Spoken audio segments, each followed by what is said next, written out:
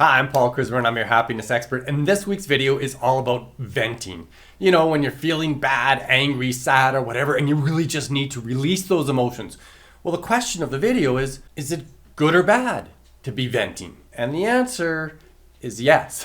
And I'm going to explain exactly what I mean in this important video about processing negative emotions. Stay tuned.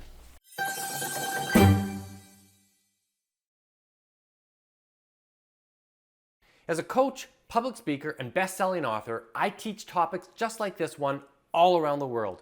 So stay tuned and I'll give you practical tools that you can use to make both yourself and those around you both happier and more successful.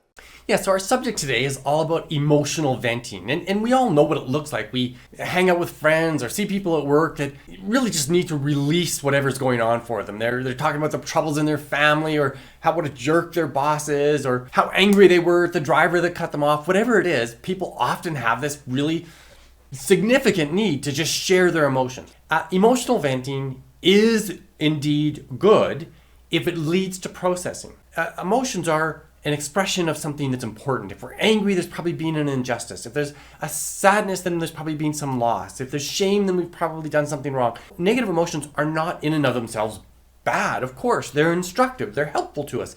They guide us to live our lives better if we can learn from the event that led to certain emotions. The tricky thing is that it's the processing through that's important. And so often, and sometimes to a fault, our society has encouraged people to just let out their emotions. So we know all kinds of people who say, it's just important for me to be able to express this. And even psychotherapists sometimes encourage people to punch pillows or use little clubs to hit the punching bag. And that repetition of a negative emotion sets down neural pathways so we experience those same emotions over and over and over and over again. And that's why we often find that there's certain people in our lives that's all they ever do. When we're with them, they're sharing their negative emotions and they seem to have an unlimited supply of these kind of negative emotions. So the tricky thing is to not lay down those neural pathways, that when the negative emotion comes up, to find a healthy and useful way to work through it. So it's about getting perspective. You know, so much of our environment these days, especially superficial relationships, there isn't much real opportunity for perspective getting. You know, you look at social media as a perfect example.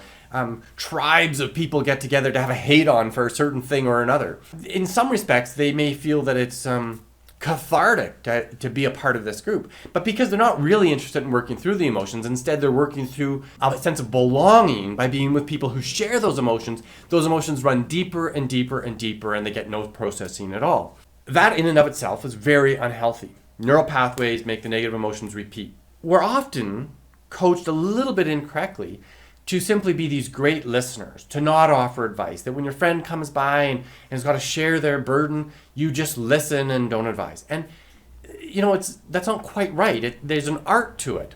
The art is, of course, to let people share deeply about what's going on in their lives and be genuinely empathetic.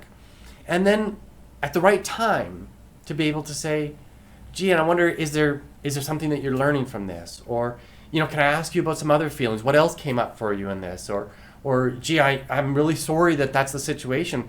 What do you suppose you're going to do about it? And did you see how in all of those suggested ways of approaching perspective getting from the negative emotion, I put the question back to the person who's experiencing those negative emotions. So rather than me jumping in with advice, I'm letting the person who I'm speaking with be their own wisest guide. And once they get going and doing the processing, the learning from the negative emotion, then there may be an opportunity for me to say, hey, are you open to some advice? Or I have an idea, do you want to hear it? And again, asking permission from that person who's processing. Once they genuinely give you the permission, they're honestly open to it. What none of us want is, oh, I'm feeling really angry about this situation, and somebody then saying immediately, well, you should have done this, that, or the other thing, or that person's not all wrong, and kind of invalidating my feelings and jumping in with their advice and their perspective. None of us want that. But we do want to work through the emotion so that at the end of the conversation with a very good friend, I'm feeling better, wiser, like I have a plan, calmer. And of course, the nature of the event may cause new waves of anger, sadness, shame, or whatever to come along. And then I want to work through it again and again and again and not have neural processes that say shame, sadness, or anger are my go-to things, but rather wisdom and learning and becoming a better and stronger person are my goals. And of course, that's what I'm all about. That's what happiness is about getting personal growth and dealing with life as it really is, which is challenging and filled with all kinds of emotions, positive and negative, and learning from them so that we get a happier, more successful life. Look, if you like this kind of content, click the like button, share it with your family and friends, send it to the people who you think may benefit from this kind of content. And thanks for watching. See you next week in the next video. Bye for now.